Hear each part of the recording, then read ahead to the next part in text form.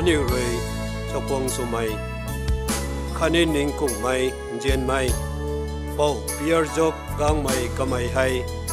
Manuel Baptist Church kau kagan ting sang na rawang tong semroi sulaway kamay hay Songstar suna punglaway Church tuang secretary ni Sulaway Church Mission Board tuang secretary ni Sulaway Hairu khau diken ni kagan ting sang na pungchui na punglaway Kani Church tuang organization aju kauni leader Sulauna tan pai na tan chui na talau mi puway Kani ring pau bansem volume 1 kauni choir member suna lu son chui na solo mi puway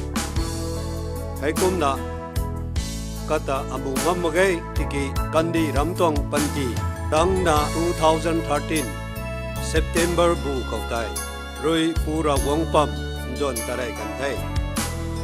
ani roi lumai hai pui kandi kau tam lo seni